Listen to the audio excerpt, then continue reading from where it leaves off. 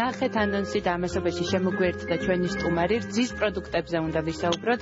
არ ვიცი რამდენად უყვარს ბევრი ჩვენი მაყურებლისთვის ალბათ ერთ-ერთი საყვარელი პროდუქტია რძე და რძის პროდუქტები, თუმცა ვთანხმდებით იმაზე, რომ ჯანმრთელობისთვის ერთ-ერთი აუცილებელი კომპონენტია, თუმცა თუ აქამდე რძის პროდუქტებს ვიძენდით იმისთვის, რომ გვეგონა, რომ ჩვენი ჯანმრთელობისთვის ეს ყველაფერი სასარგებლო იყო, შესაძლოა სრულიადაც არ გქონდა საქმე რძის პროდუქტებთან. საქმე იმაშია, რომ 1 აგვისტოდან რძისა და რძის პროდუქტების უმრავლესობაზე გაჩნდება ტერმინები მსგავსი და მაგვარი. ანუ ჩვენ შეიძლება მივირთვებდით რძის პროდუქტების მსგავს პროდუქტს და არ არის ეს პირადი ისტორია მაქვს ამასთან დაკავშირებით აუცილებლად ჩვენ სტუმარს მოვუყვები. ჩვენი დღევანდელი გადაცემის სტუმარია თენგიზ კალანდაძე, სურსათის ეროვნული სააგენტოს უფროსის მოადგილე. პირველ რიგში დიდი მადლობა, რომ ჩვენთან ერთად ხართ. მოვისმინოთ ჩვენი ისტორია, იმიტომ რომ შეიძლება დაემთხვეს. შეიძლება დაემთხვეს, ფაქტობრივად შეიძლება ვთქვათ, რომ დიდი პრობლემაა ეს მოსახლეობისთვის და ძალიან მიხარია, რომ ჩვენი გადაცემა ხშირად უთმობს თავის საკუთარ ეთერს სწორედ აი ამ თემას, სამომხმარებლო რჩევებს ადრევს ჩვენს ტელემაყურებელს პრაქტიკულ რჩევებს, რომელიც აუცილებლად ყოველდღიურობაში გვჭირდება და ვიყენებთ. ჩემი ისტორია ასეთია, იქიდან გამომდინარე, რომ შვილი მყავს, რომელიც არის რძის პროდუქტებზე ალერგიული და მისი კვების რაციონიდან ყველანაირი რძის პროდუქტი არის ამოღებული, თუმცა სამწუხაროდ სუპერმარკეტებში, მაღაზიის დახლებში აღმოვაჩინე კარაქი, არ დავასახლებ შეგნებულად, რომელსაც ბავშვი მიირთმევს, თუმცა არანაირი ალერგიული რეაქცია არ გამოუმჟღავნებია. შესაბამისად, ალბათ ეს სწორედ ის შემთხვევაა, რისი აღმოფხვრაც შესაძლებელია სწორედ აი ამ ახალი რეგულაციით, ხო? რომ ჩვენ გონია, რომ რძის პროდუქტს ვიძენთ, თუმცა კი ბატონო, მოგესალმებით. მესალმებით თქვენს მაყურებელს, დიდი მადლობა მოწვევისათვის და დიდი მადლობა იმისათვის, რომ ამ თემით დაინტერესდით. ეს მართლა ძალიან მნიშვნელოვანია. თქვენ სწორად აღნიშნეთ, რომ რძის ძემჟავა პროდუქტები ადამიანის ორგანიზმისათვის, ჯანმრთელობისათვის ძალიან მნიშვნელოვანია და რეგულირება ნიშნავს რას? ჩვენ არა მარტო რძის ტექნიკური რეგლამენტი, სხვა დარგების რეგულირება შემოვიღეთ, მაგალითად თაფლის ტექნიკური რეგლამენტი, თხილის ტექნიკური რეგლამენტი და ასე შემდეგ.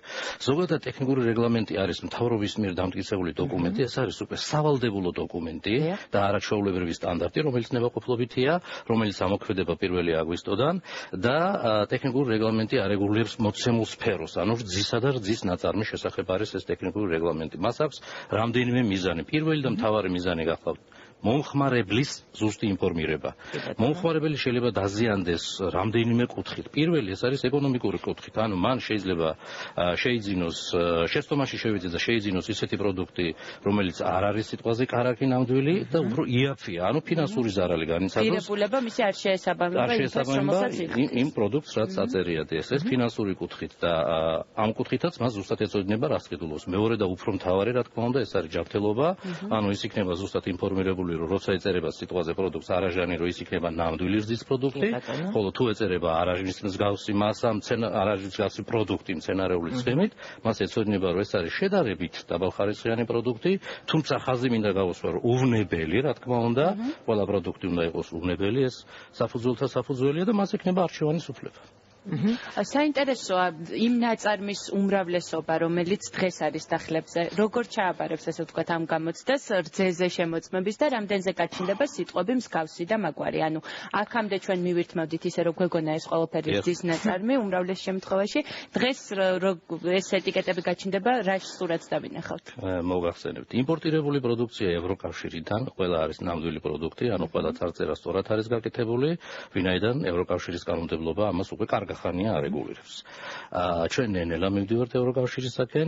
ქართულ კომპანიებს რაც შეეხება, ქართულ კომპანიებს აქვს ორი ხაზი, ანუ არის ნატურალური პროდუქციის ხაზი და დღესაც არსებობს ეს პროდუქცია და აქვს მცენარეულ ცხიმზე დამზადებული ხაზი.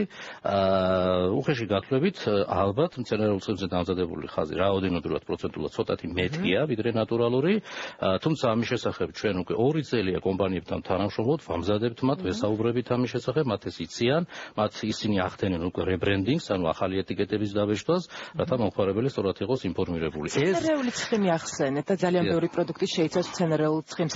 რამდენად უვნებელია ის ჩვენი ორგანიზმისათვის? რა თქმა უნდა უვნებელია. მარგარინია ჩვეულებრივი მცენარეული, რა თქმა უნდა, ანუ მე ვთქვი, რომ საფუძველი სახელმწიფოს მხრიდან უზრუნველყოფილი უნდა იყოს, რომ ყველა პროდუქცია უნდა იყოს უვნებელი, რაც ბაზარზეა განთავსებული. თუმცა მომხმარებელს უნდა ჰქონდეს არჩევანის უფლება. ჩვენ შეგვიძლია ანალოგიები გავალოთ, მაგალითად, იყიდება 5 ლარიანი არაყიც და იყიდება 50 ლარიანი არაყიც. ეს ხარისხობრივი სხვაობაა. ანალოგიური შეგვიძლია თქვა ტანსაცმელზეც იყიდება ბრენდი, რომელიც ძვირიღირს და არის შედარებით იაფიანი.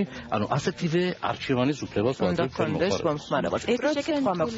რამდენი პროცენტი უნდა იყოს პროდუქტის რძის შემცველობა, რომ დატანილი იყოს უკვე ეტიკეტზე, რომ ეს არის რძე და არ არის რძის მსგავსი? შეგვიძლია არის განსაზღვრება. ძალიანად უნდა იყოს რძეზე დამზადებული ეს პროდუქტი. ანუ ძალიან მარტივად მოხმარებელისთვის ძალიან მარტივი გასარჩევი იქნება. ორი ძირითადი სიტყვა არის განმასხვავებელი ამ პროდუქტებისა. პირველი ეს არის ნატურალურ პროდუქტს ერქმევა რძის ნაწარმი და ეს არის კარაქი, ხაჭო, არაჟანი, ზუსტად ესეთი სახელწოდებებით, ხოლო იმ პროდუქტს, რომელშიც შერეულია მცენარეული ცხიმი, ერქმევა რძის შემცველი პროდუქტი, ანუ რომელიც შეიცავს რძეს. მაგალითად და ეწერება ეტიკეტი ესე ხაჭოსებრი პროდუქტი ან ხაჭოს მსგავსი პროდუქტი მცენარეული ცხიმი. და მომხმარებელს უკვე აქვს ინფორმაცია. მომხმარებელს თუ დაინახავს რძის ნაწარმი აწერია, ესე იგი ნამდვილია, თუ აწერია რძის შემცველი პროდუქტი, ესე იგი მცენარეული ცხიმზეა დამზადებული. ეს ხომ არ გამოიწვევს ფასების მატებას იმ პროდუქციაზე, რომელიც იქნება ვთქვათ სუპ და რძისგან დამსგავსებული. ნუ ალბათ ფასები განსხვავებული იქნება, უფრო მაღალი, მაგრამ ხო არ აიწევს ვთქვათ იმ პროდუქციის, რომელიც აქამდეც წარმოადგენდა რძის. ამის შესახებ ჩვენ რა თქმა უნდა არაერთი შეხვედრები ქონდა თვითმეწარმეებთან, არასამთავრობო ორგანიზაციებთან, ეკონომიკის სამინისტროს წარმომადგენლებთან და ეს საკითხები განხილული იქნა, ანუ ჩვენ ზრუნავთ რა თქმა უნდა მაზეც რომ გაძვირებული არ იყოს ეს პროდუქცია და შედეგი არის ესეთი, რომ დღესაც ხომ არსებობს ნატურალური არაჟანი დაუშვათ და ღირს რაღაც თანხა. უფრო მეტი ვიდრე თქვა. უფრო მეტი რა თქმა უნდა, მაგრამ დღეს ფასი უკვე ფიქსირებულია, განსაზღვრულია. წესით ფასი არ უნდა გაიზარდოს. წესით ერთადერთი რასაც გამოიწვევს იქნება იმის ფასის შემცირება, ვთქვათ, რომელიც არ არის ნამდვილი რძისგან დამზადებული. შესაძლებელია, მაგრამ ძირითადი შედეგი დადგება ის, რომ ყველაფერს დაერქმევა თავისი სახე.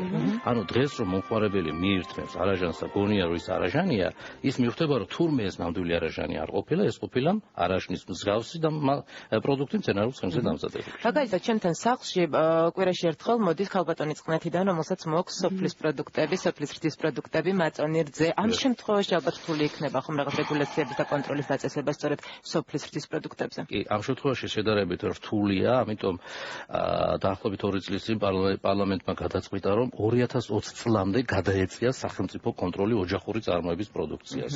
ანუ ბებო, რომელიც ამზადებს ყველს ოჯახში ან მაწონს, ამის კონტროლი დღეს არ ხორციელდება. ეს ნიშნავს, რომ ჩვენ არ შეგვიძლია ოჯახში შევიდეთ და შევამოწმოთ რა პირობებში. ამ შემთხვევაში ნდობის ფაქტორია გადამწყვეტი, ალბათ იმ ოჯახის ვინც იძენს. დიახ, თუმცა ჩვენ გარკვეულ ღონისძიებებს ვატარებთ, რომ ეს საკითხის დარეგულირდეს, როცა მოვა 2000 წელი ჩვენ შევხვდეთ მომზადებული ამას ყველაფერს, ანუ საუბარი არის კოოპერაციაზე, რომ რძე ჩააბაროს მიმღებ პუნქტებში და კონტროლირებადი იყოს ეს ჩვენს მიერ და მიკვლევადი იყოს და ასე შემდეგ. ხშირად გვხვდება კარაქი, რომელსაც აწერია სპრედი. რას ნიშნავს ეს სახელწოდება? სულ მაინტერესებს და სამწუხაროდ პასუხი არ მაქვს, თქვენგან უნდა მოვისმინოთ. გამოიყენე შემთხვევა.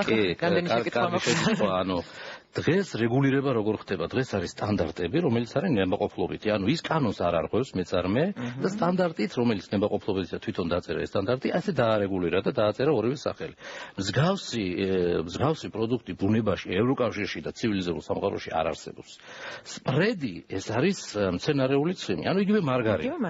და თუ კარაქია, ბათერ ეს აუცილებლად ყველა ევროპული კანონი და კოდექს ალიმენტარიუსის სტანდარტებით, რა თქმა უნდა, ის უნდა იყოს მხოლოდ რძეზე დამზადებული პროდუქტი. ამ კანონით, ამ ტექნიკური რეგლამენტით, რომელიც შევა ძალაში, მსგავსი წარწერები აიგრძალება. ანუ თუ ეწერება პროდუქტს კარაქი, ეს იქნება მხოლოდ რძეზე დამზადებული პროდუქტი, ხოლო თუ მას დაეწერება სპრედი, ეს ნიშნავს იმას, რომ მასში რძის ცხიმის გარდა შერეული არის სხვა კომპონენტები, მაგალითად მცენარეული ცხიმი. გასაგებია. კიდევ ერთი შეკითხვა, მე როგორც ამოვიკითხე რძისა და რძის ნაწარმის დასახელებაში მსგავსი და მაგვარი წარწერები 2016 წლის 1 აგვისტომდეა დასაშვები. ანუ შემდეგ რა მოხდება? ხო. ეს არის რაღაც საცდელი პერიოდი, რამდენად გარდამავალი პერიოდია. როგორც მცირე შესწორება შევიდა, ჩვენ მეწარმეებს არ მივეცით თავისუფლება იმ კუთხით, რომ რაც უნდა ის დააწერონ და მომხმარებელი არ შევიდეს შეცდომაში. ჩვენ კაცრად განუსაზღვრეთ დეფინიცია თუ რა უნდა დააწერონ. მაგვარი არ იქნება სიტყვა, ეს არ არის სწორი, ორი სახის დეფინიცია მივეცით. ეს არის მაგალითად არაჟნის მსგავსი პროდუქტი მცენარეული ცხიმით ან არაჟნისებრი, ანუ ბოლოსართისებრი რო დააწეროს. რათა მომხმარებელი არ იყოს დაბნეული, ანუ იქ რო არ დავაწეროთ არაჟნუკა ან რაღაც მსგავსი, რომელიც აწერია სხვა ქვეყნებში სხვათა შორის, პარაჟოკ ან იოგურტერ, ასეთი წარწერები არსებობს. თქვენ შეგიძლიათ ჩვენს მაღაზიებში ეს ნახოთ. იმისათვის რომ მეწარმეებს მოეგონებინათ რაიმე ახალი სახელი, მაგალითად არაჟნისთვის რო დაერქმიათ სიტყვაზე კრემბრულე ან კრემპიურე, მომხმარებელი ვერ მიხვდებოდა ამას რა არის. ამიტომ მივეცით გარდამავალი პერიოდი, რომ არაჟნის მსგავსი პროდუქტი მცენარეული ცხიმით არის, მცენარეული ცხიმზე დამზადებული არაჟანი სიტყვაზე და ნელ-ნელა ეტაპობრივად ამ ერთი წლის განმავლობაში მომხმარებელი მიეჩება, რომ მარტო კრემპიურეს თუ დააწერს უკვე ერთი წლის შემდეგ, უკვე მომხმარებელს ეცვენება, რომ ეს ის არის არაჟნის მსგავსი პროდუქტი და არა ხაჭო მაგალითად. საინტერესო ბიზნეს სექტორი როგორ შეხვდა ამ ცვლილებას კანონმდებლობაში? საწარმოები, რომლებიც აწარმოებენ რეალურად რძის პროდუქტებს და საკმაოდ დიდი არის ბაზარი. ჩვენ მქონდა მოლაპარაკებები სოფლის მეურნეობის სამინისტროში, ეკონომიკის სამინისტროში და ასე შემდეგ და ისინი გაგებით მოეკიდნენ ამას, იმიტომ რომ 15-20 წელია ჩვენი მომხმარებელი ღებულობს ისეთ პროდუქტს, რომელიც გაურკვეველია. აი თქვენ ხშირად მე ძალიან ხშირად მეუნება მომხმარებელი, რომ აი რომ შევიდე მაგალითად მარკეტში, არ ვიცი რომელია ნამდვილი არაჟანი რომ ვიყიდო, ხო? რთულია საკმაოდ ამის გარჩევა და ბიზნესი წამოვიდა ჩვენთან თანამშრომლობაზე, იმიტომ რომ ეს არის სიმართლე, ეს არის რეალობა და ბუნებაში უნდა არსებობდეს ისეთი პროდუქტები, რომ მომხმარებლისთვის ეს ადვილად აღსაქმელი იყოს. ამიტომ გარკვეულ დათმობებზე ჩვენ წავედით, რადგან ეს ერთი წელი გარდამავალი პერიოდი მივეცით, გარკვეულ დათმობებზე ისინი წამოვიდნენ და საბოლოოდ მოგებული დარჩება ჩვენი მომხმარებელი. რა თქმა უნდა, ძალიან სასიამოვნოა, როდესაც ასეთი ზრუნვა იგრძნობა მომხმარებლების მიმართ. სხვათა შორის, მას შემდეგ რაც ჩვენს გადაცემაში ასე აქტიურად ვაშუქებთ სამომხმარებლო თემას და ეს არ არის პირველი შემთხვევა, როდესაც ვსაუბრობთ საკუთარ პროდუქტებზე, განსაკუთრებით ყურადღებით ვარ ხოლმე, როდესაც მაღაზიაში შევდივარ და ყოველთვის ვცდილობ ეტიკეტზე ამოვიკითხო ის ინფორმაცია, რომელიც მე მაინტერესებს რამე პროდუქტის შეძენის დროს. თუმცა, თუ იგეგმება ეტიკეტის სახეცვლილება, იმიტომ რომ არის ძალიან წვრილი შრიფტით, აი როგორც მომხმარებელი ისე გეუბნებით, რთულია ამოიკითხო შენთვის საჭირო ინფორმაცია. კონკრეტულ ამ რძის პროდუქტებზე მეკითხები თუ ნებისმიერ რძის პროდუქტები დავიწყო და შემდეგ უკვე განვარცხოთ სხვა. კი ბატონო, ძალიან კარგი შეკითხვა. ეტიკეტთან დაკავშირებით ჩვენ გვაქვს წესი, მთავრობის დადგენილება, რომელიც არეგულირებს თუ მოცემულ პროდუქციაზე რა ინფორმაცია უნდა იყოს დატანილი ეტიკეტზე, ამაზე ჩვენ საჯარიმო სანქციების გაგვეხორციელებინა და შევეხოთ მოდი რძის პროდუქტებზე. რატომ არის კარგი? საკმაოდ რთულია ჩემთვისაც და ნებისმიერი მომხმარებლისთვისაც ვიაროთ ეს გამადიდებელი შუში და ვიკითხოთ ეს ყველაფერი და დავკარგოთ 2 საათი ზედმეტი. ტექნიკური რეგლამენტი რძისა მოგვცემს იმის საშუალებას, რომ ცალსახად თუ მას ეწერება არაჟანი დიდი ასოებით, ჩვენ უკვე შემადგენლობის საკითხვა აღარ დავჭირდება. ვადის, თუ ორი თვე აღწესვა და მიხვდები, რომ ვადა თავისთავად უნდა წავიკითხოთ, ეს ძალიან წვრილად არ უნდა ეწეროს, მაგრამ თუ აწერია არაჟანი ან კარაქი ან ხაჭო, ცალსახად გვეცოდება, რომ ეს არის ნამდვილი ნატურალური რძის პროდუქტი, ხოლო თუ არ არის, თუ ეს დამზადებულია მცენარეულ ცხიმზე, მას უნდა ეწეროს ცალსახად დიდი ასოებით არაჟნის მსგავსი პროდუქტი მცენარეულ ცხიმით. შემადგენლობის კითხვა და წვალება აღარ დაგჭირდება. რაც შეეხება სხვა პროდუქციას, სულსაც რა თქმა უნდა არის ეს პრობლემა, თუმცა მე ყველას ვეუბნები, რომ ეტიკეტის წაკითხვა, მისი ნახვა, ეს კულტურაა ერთგვარი.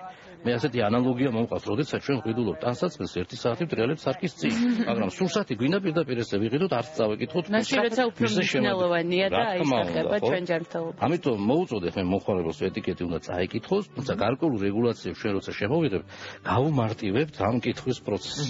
ერთი შეკითხვა მაქვს, ხშირია, როდესაც რძის პროდუქტებზე ვადებზე ვსაუბრობთ, ვარგისიანობის ვადაზე, საკმაოდ ხანგრძლივი პერიოდი არის ხოლმე მითითებული. ხან ერთი თვე, ხან 2 თვე, ეს რამდენად სავარაუდოდ ის მაგვარი პროდუქტებია, ხო?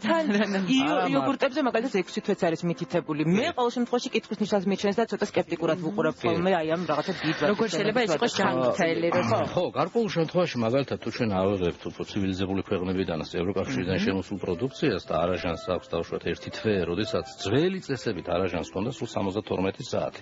რა თქმა უნდა, ტექნოლოგიური პროცესები განვითარდა, გამოიყენეს გარკვეული კონსერვანტები, ანუ საფებდანამატები, რომელიც დაშვებულია მეცნიერულად ევროკავშირის რეგულაციებით და გამოიყენება სწორედ ეს კონსერვანტები. პროდუქციას რა აფუჭებს? პროდუქციას აფუჭებს მიკრობი. მიკრობი მრავლდება და ფუჭდება პროდუქტი. და ეს კონსერვანტი თუ ამ მიკრობს გამრავლების საშუალებას არ მისცემს, მას რა თქმა უნდა შენახვის ვადა გაეზრდება. არის ისეთი პროდუქცია მაგალითად რძემჟავა პროდუქტებში, რომელსაც კონსერვანტი არ აქვს, რომელსაც სპეციალური მიკრობები აქვს, სასარგებლო მიკრობები, ცოტა მაღალი დოზით შეყვანილი და სწორედ ეს იწვევს მისი ვადის გახანგრძლივებას. ასე რომ ეს ძიმე თემაა, ჩვენ ნელ-ნელა მივდივართ ევრორეგულაციის შესაბამისად, ჩვენც მივიღოთ ის მარეგულირებელი დოკუმენტები, რაც არეგულირებს საკვებ-დანამატების და კონსერვანტების გამოყენებას და ქართული პროდუქციაც რა თქმა უნდა მოვიდეს შესაბამისობაში ამ კუთხით. 1 აგვისტოდან ამოქმედდება ეს ასე ვთქვათ რეგულაცია, ხო? 1 აგვისტოდან ამოქმედდება ტექნიკური რეგლამენტი რძისა და რძის ნაწარმის შესახებ, რაც არეგულირებს დაახლოებით 130-მდე დასახელების სხვადასხვა სახის რძის პროდუქციას. თუმცა ის რძის პროდუქტი, რომელიც უკვე დაშვებულია წარმოებაში და რომელიც უკვე არის და იქნება მაღაზიის დახლებზე ისინი ამოღებული იქნება ხმარებიდან რა თქმა უნდა, ამიტომ ამის შესახებ მეწარმეები უკვე გაფრთხილებულები არიან, მათ ეს იციან. ჩვენ ერთი კვირით ადრე ამის შემოწმებას დავიწყებთ. შეიძლება 1-2 შემთხვევა იყოს სადღაც თბილისშიც და რაიონშიც რომ დარჩეს რომელიმე ბრენდის პროდუქტი ძველი წარწერით. ამაზე ჩვენ 10 წელია ამ პროდუქციას მივირთვევ და ეხლა 1 კვირის და 2 კვირის გამო, რა თქმა უნდა, ჩვენ მეწარმეების ის არა ვართ, ეხლა ვეცეთ და რაღაც დავაჯარიმოთ. რა თქმა უნდა, მივცემთ ამის საშუალებას, რომ ამოიღონ ეს პროდუქცია და შეიტანონ ხელახლა ახალი წარწერით პროდუქცია. რაც შეეხება იმპორტირებულ პროდუქციას, რომელსაც სხვადასხვა სახის წარწერები აქვს, ჩვენ იმპორტიორებს ყველას დავავალებთ, რომ მათ სწორედ მოიყვანონ შესაბამისობაში ამ ქართული ტექნიკური რეგლამენტის შესაბამისად. ძალიან რთულია ძალიან დიდ ბრენდებს შეუკვეთო ქართულად წარწერა თვითონ ეტიკეტზე, მაგრამ ჩვენი წესებით დაშვებულია, რომ გააკეთოს ქართული სტიკერი ზემოდან და იქ იყოს სწორად ეს წარწერა. აქამდე როგორ ხდებოდა, როდესაც იმპორტირებული არის პროდუქტი, ქართული მხარე აკრავდა? ორი ვარიანტია. ან თვითონ იქ საწარმოშივე უკვეთავენ და აწერია ქართულად ყველაფერი, ან აქ ხდება დასტიკერება. ხშირია შემთხვევა, როდესაც პროდუქტსა და ეტიკეტზე დატანებული ინფორმაცია განსხვავდება. არის ასეთი შემთხვევები, ამაზე ჩვენ ჯარიმაც გაგვიხორციელებ. ეს ამ რეგულაციების მიღება და ცვლილება კანონმდებლობაში გამოიწვია იმან, რომ მომხმარებლის უფლებებს ვუფრთხილდებით და ვიცავთ, რა თქმა უნდა, მაგრამ ალბათ ევროკავშირის სტანდარტების დაკმაყოფილებაც იყო ერთ-ერთი მიზეზი, ხო? ერთ-ერთი რამდენიმე მიზეზი იყო, კიდევ ვიტყვი უფრო კარგს და საინტერესოს. ევროკავშირის მოთხოვნები, რა თქმა უნდა, ჩვენ უნდა მოვიდეთ შესაბამისობაში ამ კუთხით. არა მარტო ამ კუთხით, ნებისმიერი სხვა კუთხით სურსათთან დაკავშირებით და მე გეტყვით ესეთ ინფორმაციას, რომ საქართველოსთან მიმდინარე მოლაპარაკებები, როცა DCFTA-ის ამ თავისუფალ ვაჭრობას მოეწერა ხელი, გათვალისწინებულია დაახლოებით 400-მდე სხვადასხვა რეგულაცია, რომელიც ჩვენ უნდა მივიღოთ 10 წლის განმავლობაში. ევროკავშირის რეგულაციებზეა საუბარი მხოლოდ სურსათში და არა სხვა სფეროში. ამიტომ ჩვენ აქეთკენ მივდივართ და კიდევ ერთი მთავარი, რასაც ეს როგორც ჩვენ ვფიქრობთ ეკონომიკის სამინისტროსთან ერთად გამოიწვევს ეს ტექნიკური რეგლამენტი. მოთხოვნა გაჩნდება ნატურალურ რძეზე. დღეს საქართველოს მასშტაბით მხოლოდ 20-30%-ით აკმაყოფილებს ქართული რძე ჩვენს ბაზარს. დანარჩენი პროდუქცია მზადება შემოტანილი რძის ფხვნილით. ამიტომ თუ მოთხოვნა ჩვენ გავაჩენთ ქართულ რძეზე, ეს იმას ნიშნავს, რომ გაჩნდება მეტი ფერმა, მეტი ძროხა, მეტი სამუშაო ადგილი და ასე შემდეგ. ამას წლები ჭირდება, რა თქმა უნდა, მაგრამ როგორც თავარია, რომ საწყისი სტარტი არის აღებული. როგორც თქვით, ძალიან მოკლედ 400-მდე რეგულაცია უნდა მივიღოთ 10 წლის განმავლობაში. საინტერესოა შემდეგი პროდუქტი, რომელზეც თქვენ დააწესებთ ახლა რაზე ვისაუბრებთ შემდეგ ეს რეგულაციები პროდუქტების მიხედვით არ არის. ეს რეგულაციები საბაზისო რეგულაციები, რომელიც სისტემა უნდა ქონდეს მოწესრიგებული, მაკონტროლებელი ორგანო უნდა იყოს ადეკვატური და ასე შემდეგ. ჩვენ უკვე მივიღეთ თაფლის ტექნიკური რეგლამენტი, რომელიც არეგულირებს თაფლის სფეროს, თუ რა არის თაფლი, მისი ფიზიკო-ქიმიური პარამეტრები და ასე შემდეგ, იმიტომ რომ ამ ბაზარზე საკმაოდ ქაოსია, ანუ რეგულაციას ღებულობენ მაშინ, როდესაც ბაზარზე არის ქაოსი და ეს საკითხი უნდა დავარეგულიროთ. ასევე მომზადების პროცესშია თხილის ტექნიკური რეგლამენტი და რატომ თხილმა ექსპორტის შემთხვევაში თავისი შემოსავლებით გაუსწრო უკვე ღვინოს. წარმოვიდგინეთ რამხელა, ანუ ჩვენ 3 წელიწადში გვეგმოთ სადღაც მილიარდზე ავიდეთ ექსპორტის შემოსავლებით თხილით. საქართველო არის მსოფლიოში მესამე ადგილზე თხილის ექსპორტით თურქეთის და იტალიის შემდეგ, ამიტომ ეს სფერო ჩვენთვის ძალიან მნიშვნელოვანია. ასევე ახლა იწერება მზად არის ფქვილის ტექნიკური რეგლამენტი და ჩვენ უნდა განსაზღვროთ, რომ რავშან, პური და პურპურთუშევი ძალიან მნიშვნელოვანი პროდუქცია, პირველადი მოხმარების პროდუქტი გახლავთ და ეს სფეროს უნდა დავარეგულიროთ და ეტაპობრივად იწერება ესეთი მარეგულირებელი დოკუმენტები. და შემდეგ, როდესაც კონკრეტული რეგულაცია შეექმნება, ბუნებრივია ჩვენთან სტუდიაში მოხვდა და თხილზე, თაფლზე და თხილზე საუბარი სავარია მაყურებელი მიიღებს ამომწურო ინფორმაციას და ძალიან მნიშვნელოვანია, რომ მაყურებელს აქვს უკვე არჩევანის საშუალება, რა შეიძინოს რომელი პროდუქტი. ძალიან დიდი მადლობა სტუდიაში მობრძანებისთვის, ასეთი საინტერესო საუბრისთვის. დაბრუნდებით რეკლამის შემდეგ და ჯანსაღმებაზე და პრინციპში ლოგიკურად გაგრძელდება ჩვენი საუბარი.